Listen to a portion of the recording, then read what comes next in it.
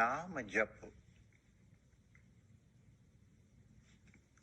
कलयुग के लिए सहज साधन है।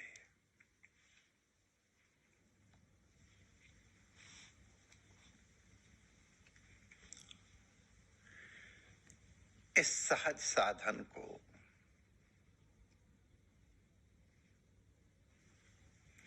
अपने अभ्यास का विषय बना लिया जाए तो जीवन के जितने भी आध्यात्मिक अभीष्ट हैं वो अपने आप संचित हो जाते, उनके लिए पृथक प्रयास नहीं करना पड़ता है।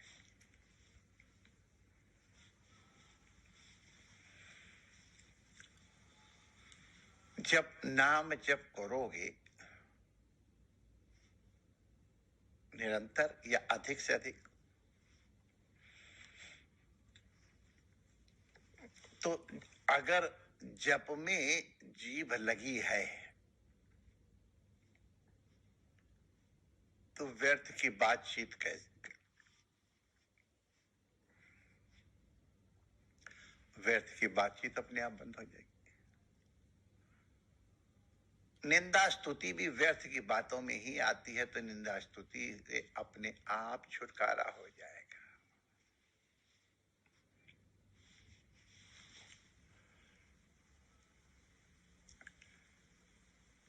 अगर व्यक्ति थोड़ा संयम से काम ले ले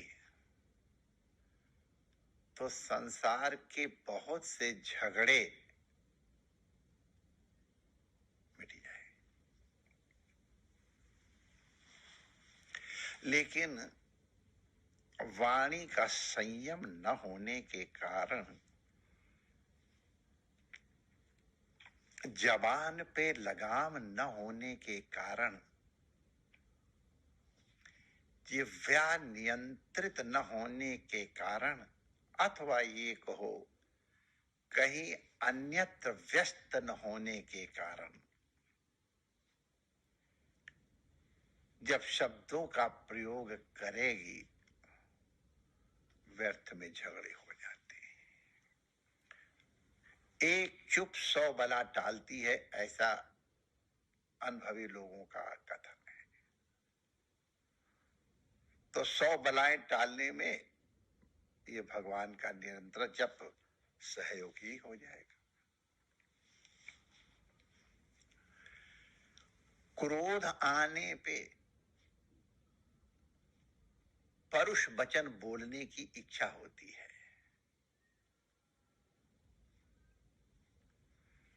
कठोर वचन बोलने की इच्छा होती है, और ऐसी बात छांट करके कही जाती है जो कलेजे के पार हो जाए।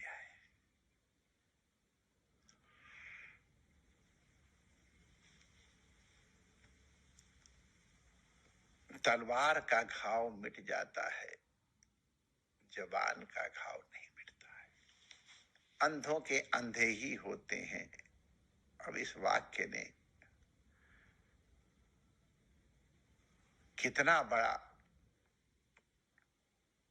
महानाश कर दिया। खैर और भी साथ मिलते, लेकिन कहा जाता है तो जो जप करने में लगा रहेगा, तो अब जब तक नहीं पूरा तब तक बोलने का उसका अवसर नहीं आएगा। और अगर 2 मिनट का कोई संयम कर ले तो बहुत सी बातें हैं जो कहना चाहता आदमी झट के वो नहीं कहेगा, फिर समझ जाएगा। तो इसलिए क्रोध आने से, परुष वचन बोलने से, झगड़ा से बच जाएगा अपने आप।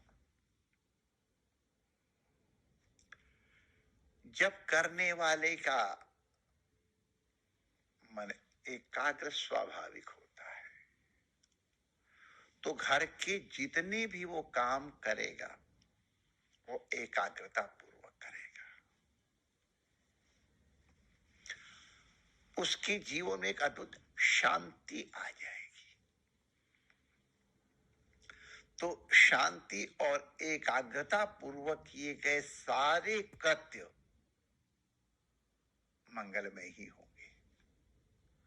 अमंगल कृत्य कोई संभव ही नहीं होगा।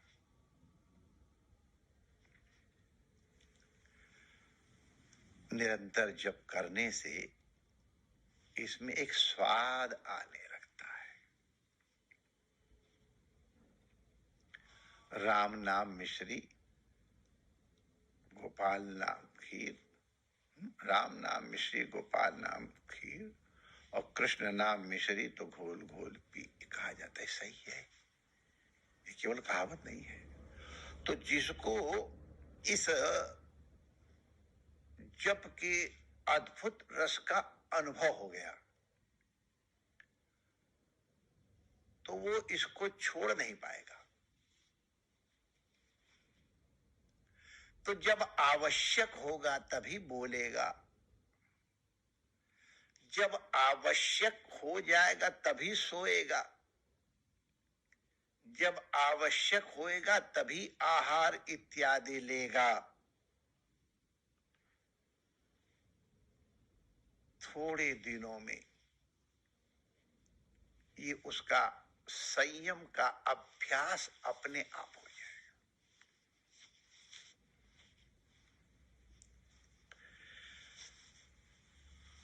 सूक्ष्म आहार, सूक्ष्म निद्रा, इसके कारण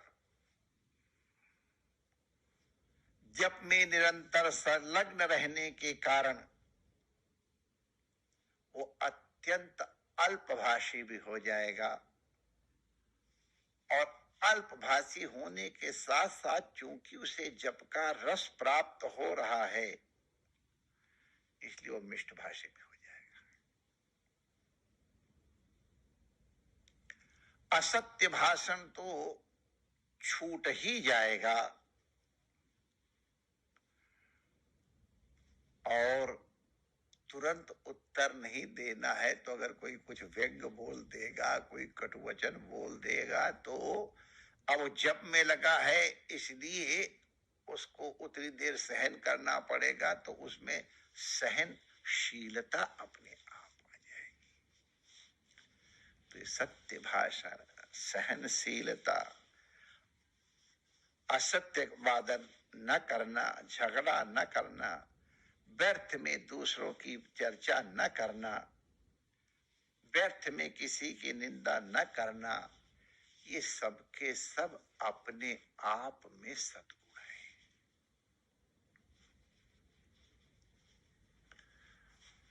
एक एक गुण को प्राप्त करने के लिए लोग कितनी चेष्टा करते हैं, लेकिन जब करने के अभ्यासी के जीवन में चीजें स्वाभाविक आ जाती। करके देख लो, ये सब नगद सौदा सब कर सकते हैं।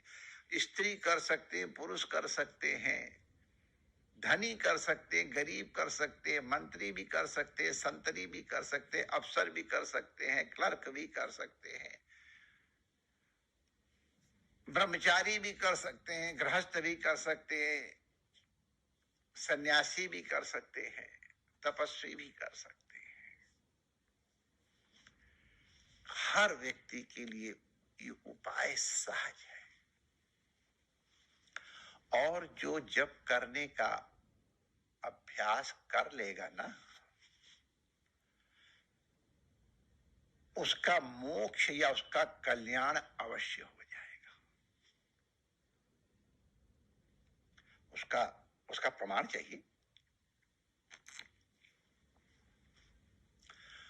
हमारे आश्रम में एक संत थे, हम लोग उनको नगर सेठ कहते थे।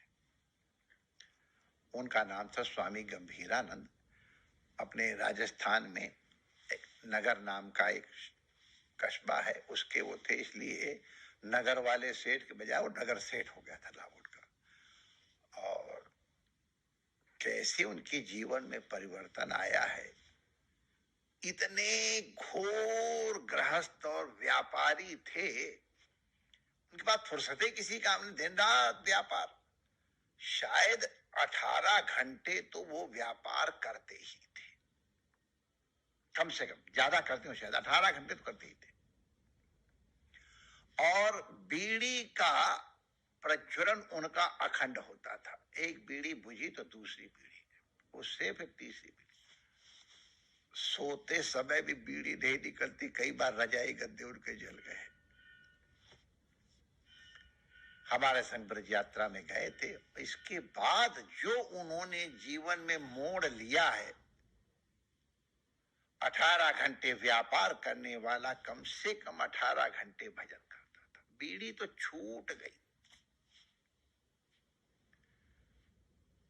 पहले गोवर्धन आश्रम में थे, लेकिन ये हम प्रमाण इसलिए दे रहे हैं कि आप देखो ये हुआ है। हमारे काशी में जो विद्या भवन है, उनकी वो सेवा देखते थे। उनको कीर्तन में बहुत आनंद आता था, भजन में बहुत आनंद, सेवा में बड़ा आनंद आता था। कुछ आदतें भी थी जो बढ़िया के घर में पैदा होने से स्वाभाविक है, लेकिन आश्रम के हित के लिए। अंतिम समय प्रत्यक्षदर्शी लोग हैं, उन्होंने महामंत्र का कीर्तन करना शुरू किया। शरीर में शक्ति नहीं तो भी इतनी जोर जोर से कीर्तन, लगातार कीर्तन चला, बंद ही नहीं हुआ। हमारे डॉक्टर स्वामी ब्रजचेतन जी बताते हैं कि उनकी सांस कब रुकी और कीर्तन कब बंद हुआ, हम प्रामाणिक रूप से नहीं कह सकते।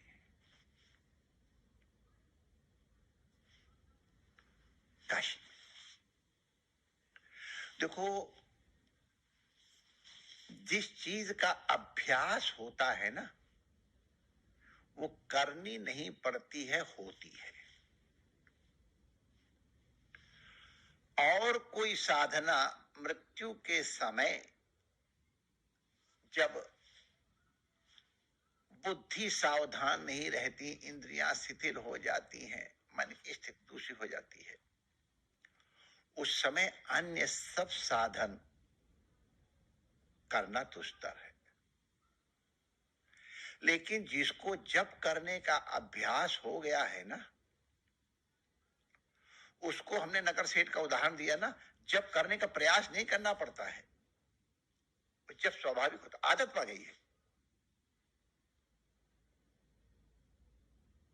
तो उसके कारण मृत्यु के समय जब बुद्धि सावधान नहीं भी है, तो भी उसके मुख से भगवान नाम निकलेगा। और अंतिम समय जिसके मुख से भगवान नाम निकल जाए, उसकी सदगति में कोई संदेह नहीं, शास्त्र प्रमाण है। ऐसा व्यक्ति अगर कोमा इत्यादि में चला गया तो भी उसकी सदगति निश्चित है, क्योंकि जब तक उसका विवेक और मस्तिष्क जागृत थे, तब तक वो जप करता ही रहा है।